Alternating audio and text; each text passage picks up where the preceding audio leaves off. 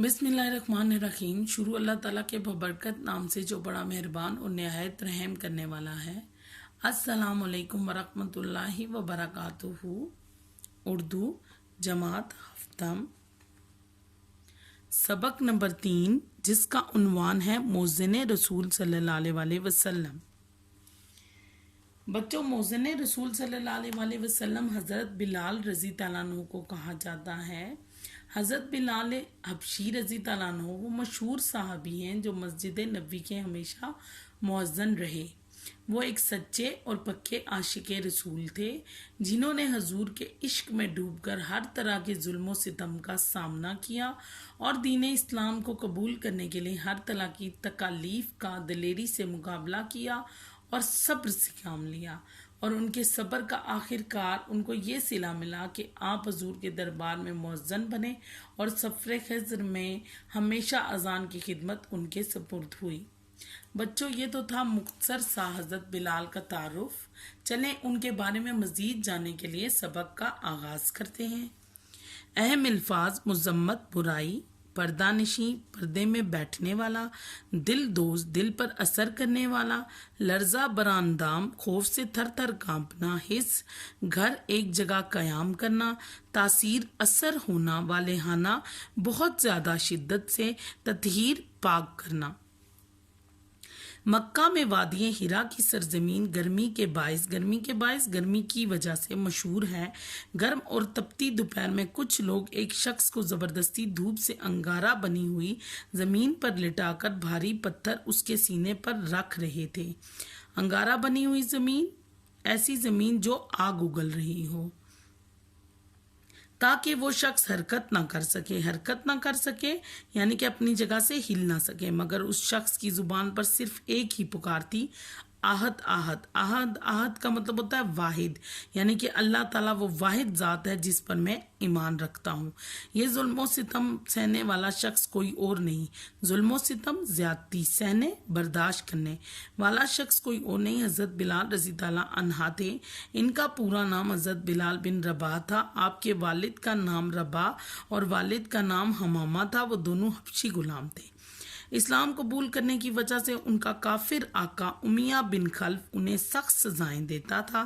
دن کے وقت گرم ریت پر لٹا کر مارتا، رات کو کوڑے برساتا، صبح کو ببول کے کانٹے جسم میں چبو دیتا، ہاتھوں اور پاؤں میں کیل ٹھونکتا، الغرض ہر قسم کی سزائیں دیتا تاکہ حضرت بلال رضی اللہ عنہ اسلام چھوڑ کر پھر کفر و شرک کی زندگی گزاریں، لیکن یہ سب حضرت بلال رضی اللہ عنہ کو منظور نہ تھا، کیونکہ وہ نبی آخر الزماں حضرت محمد صلی اللہ علیہ وآلہ وسلم کے عشق میں مبتلا تھے۔ وہ نبی اکرم صلی اللہ علیہ وسلم کے عشق کی وارفتگی کہتے ہیں، محو ہو گئے، گرفتار ہو گئے، یعنی کہ ادھر یہ بتایا جا رہا ہے کہ حضرت بلال رضی اللہ عنہ حضور صلی اللہ علیہ وسلم کے عشق میں اس قدر مبتلا تھے کہ انہیں ان سختیوں اور ان مشکلات کو برداشت کرنے میں کوئی مشکل پیش نہیں آتی تھی۔ وہ تہہ دل سے، دل کی گہرائیوں سے حضور صلی اللہ علیہ وسلم کے عشق میں ڈوب کر یہ تمام تکالیف برداشت کر رہے تھے۔ بتوں کی مذمت کرنا یعنی کہ بتوں کی پوجا سے منع کرنا، اور توحید و رسالت اللہ تعالیٰ کو ایک ماننا کی باتیں کرتے رہتے تھے، جس کی وجہ سے ان کا کافر آقا انہیں سخت سزائیں دیتا تھا۔ آخر ایک دن حضرت ابو بکر صدیق رضی اللہ عنہ نے بھاری رقم ادا کر کے حضرت بلال رضی اللہ عنہ کو ان کے آقا سے آزاد کرا لیا اور ساتھ لے کر بارگاہ رسالت میں پہنچے۔ حضرت بلال نے ظلم و ستم سے رہائی پانے کے بعد، ظلم و ستم یعنی کہ تکلیف وغیرہ دینا سے رہائی پانے کے بعد اپنے آپ کو رحمت عالم کی خدمت میں وقف کر دیا، سپرد کر دیا۔ دکھ ہو یا سکھ، سفر ہو یا ہجر کہتے ہیں ایک جگہ قیام، ہجر و واز کہتے ہیں نصیحت ہو، تبلیغ کی مجلس ہو یا جنگ کا میدان، وہ ہمیشہ حضور اکرم صلی اللہ علیہ وسلم کی خدمت میں حاضر رہتے۔ نبوت کے 13ویں سال حضرت محمد صلی اللہ علیہ وسلم نے تمام مسلمانوں کو مدینہ منورہ کی طرف ہجرت کرنے کی ہدایت فرمائی، تو حضرت بلال رضی اللہ عنہ بھی حضرت محمد صلی اللہ علیہ وسلم کے ارشاد کی تعمیل کہتے ہیں ماننا میں ہجرت کر کے مدینہ پہنچے۔ غزوات وہ جنگیں ہیں جن میں رسول صلی اللہ علیہ وسلم نے خود شرکت کی ہو۔ غزوات کا سلسلہ شروع ہوا تو حضرت بلال کو بدر سے لے کر تبوک تک تمام غزوات میں رحمت عالم صلی اللہ علیہ وسلم کی ہمراہی کا شرف حاصل ہوا، اعزاز حاصل ہوا، یعنی کہ تمام غزوات میں آپ رضی اللہ عنہ جو تھے وہ حضور صلی اللہ علیہ وسلم کے ساتھ تھے، اور یہ بہت بڑے اعزاز کی بات ہے۔ ہجرت مدینہ کے بعد مسجد نبی صلی اللہ علیہ وسلم کی تعمیر ہوئی اور اذان دینے کی خدمت حضرت بلال رضی اللہ عنہ کے سپرد فرمائی گئی۔ اس طرح حضرت بلال رضی اللہ عنہ عالم اسلام کے پہلے مؤذن بنے۔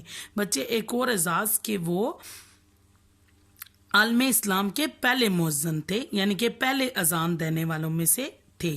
حضرت بلال رضی اللہ عنہ کی آواز نہایت بلند اور دلکش تھی، خوبصورت تھی۔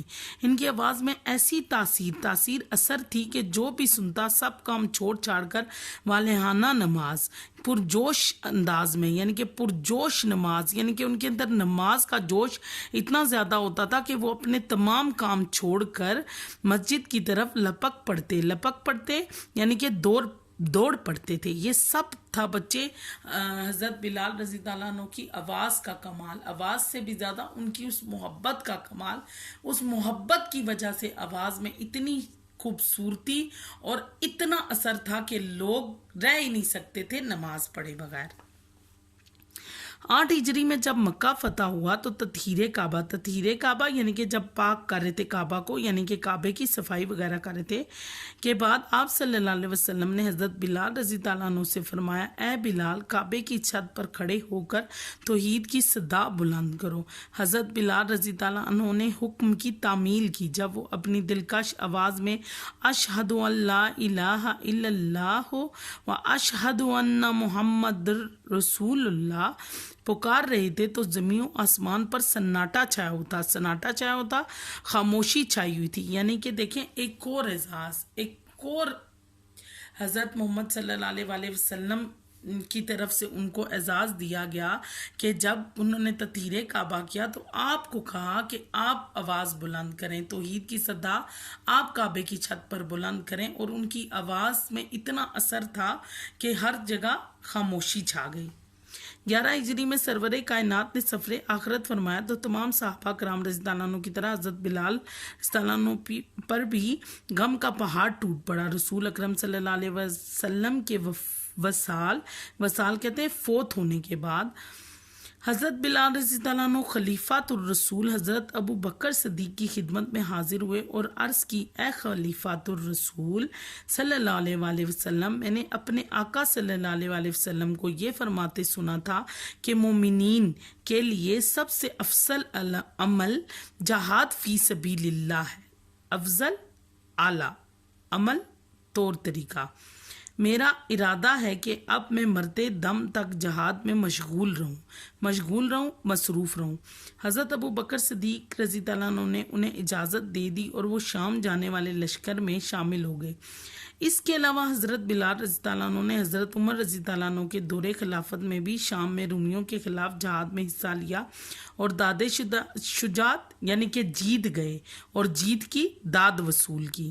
بیت المقدس فتح کرنے کے بعد بیت المقدس کی چابیاں حاصل کرنے کے سلسلے میں حضرت عمر رضی اللہ عنہ کو بنفس نفیس خود شام جانا پڑا۔ انہوں نے عیسائیوں سے صلح کا معاہدہ کرنے کے بعد مسلمانوں سے خطاب فرمایا۔ سامعین، سننے والے میں حضرت بلال رضی اللہ عنہ بھی موجود تھے۔ ان سے مخاطب ہو کر فرمایا، اے ہمارے سردار بلال رضی اللہ عنہ، آج اسلام کے قبلہ اول پر پرچم توحید لہرایا ہے۔ اس باعظمت عظیم موقع پر آپ اذان دیں تو ہم آپ کے شکر گزار ہوں گے۔ حضرت بلال نے عرض کی، امیر المومنین، میں عہد کر چکا ہوں، میں وعدہ کر چکا ہوں کہ رسول اکرم صلی اللہ علیہ وسلم کے بعد کسی کے لیے اذان نہ دوں گا، لیکن آج آپ کے ارشاد کی تکمیل میں اذان دیتا ہوں۔ یہ کہہ کر وہ اذان کے لیے کھڑے ہوئے۔ جب ان کے منہ سے اللہ اکبر کے الفاظ نکلے تو صحابہ کرام کی حالت ایسی ہوئی گویا ان کے قلب و جگر کے ٹکڑے ہو گئے ہوں۔ دل انہیں رحمت عالم کا عہد مبارک یاد آ گیا۔ عہد مبارک یعنی کہ دور یاد آ گیا۔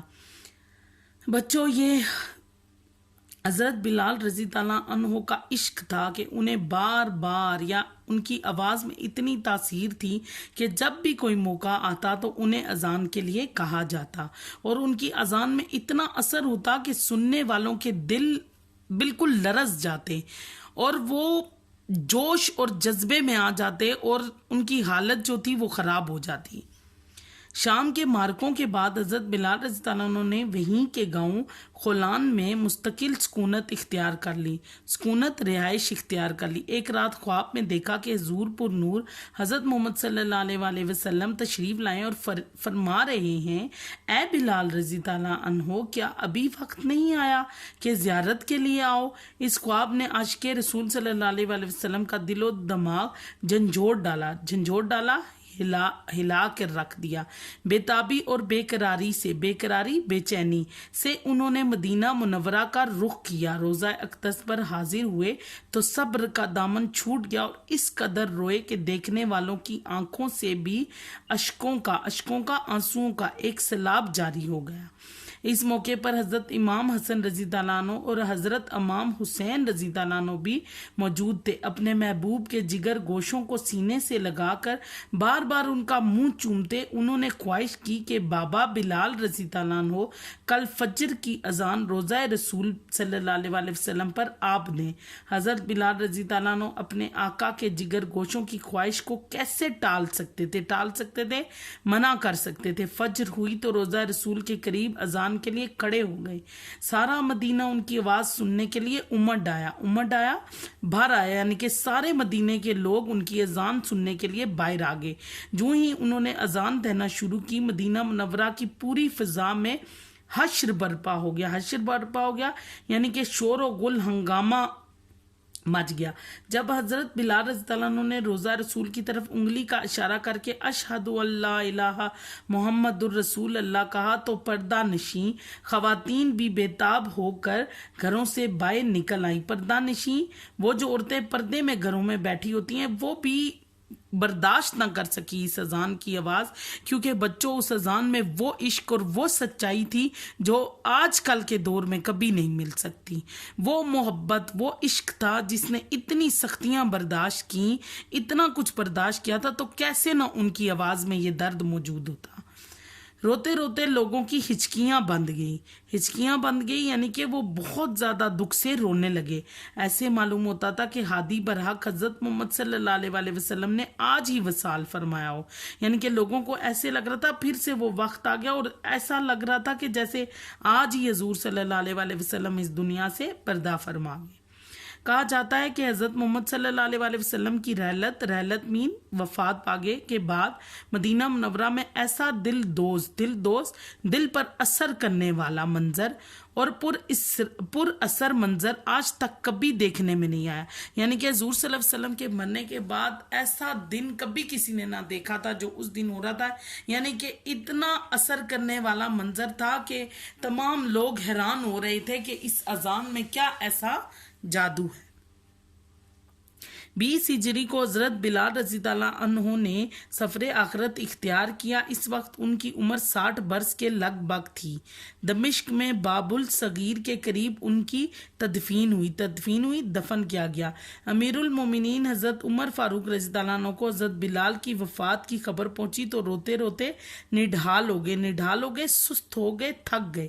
بار بار فرماتے تھے، ہمارا سردار بلال رضی اللہ عنہ بھی ہمیں داغ جدائی دے گیا، داغ جدائی یعنی کہ جدائی کا دکھ، جدائی کا غم دے گیا۔ حضرت بلال رضی اللہ عنہ صرف حضور اکرم صلی اللہ علیہ وسلم کے موزن ہی نہ تھے بلکہ عابد شب زندہ دار بھی تھے اور فخر آخرت سے ہر وقت لرزہ براندام رہتے تھے، یعنی کہ ہر وقت خوف سے تھر تھر کانپتے رہتے تھے اور بہت زیادہ عبادت گزار تھے، صبح شام اللہ تعالیٰ کی عبادت میں مصروف رہتے تھے۔ ان کی زوجہ ہندہ کا بیان ہے کہ حضرت بلال رضی اللہ عنہ اپنے بستر پر لیٹتے تو فرماتے، الہی میرے گناہوں سے درگزر فرما اور میری بیماریوں میں مجھے معذور سمجھ۔ حضرت بلال رضی اللہ عنہ نے صبر و استقامت اور صدق و اخلاص سچائی، صبر و استقامت صبر کا دامن کہ جو نقوش صفحہ تاریخ پر ثبت کیے ہیں وہ ہر مسلمان کے لیے تاابد مشل راہ بنے رہیں گے۔ ان کا اسم گرامی سن کر ہر مسلمان کے دل کی دھڑکنیں تیز ہو جاتی ہیں اور وہ تمنا خواہش کرتا ہے کہ کاش اس کو حضرت بلال رضی اللہ عنہ کے عشق رسول کا ہزارواں لاکھواں حصہ ہی نصیب ہو جائے اور یوں اس کی آخرت سنور جائے، آمین۔ بچوں، امید کرتی ہوں کہ آپ کو یہ سبق سمجھ آیا ہوگا۔ شکریہ۔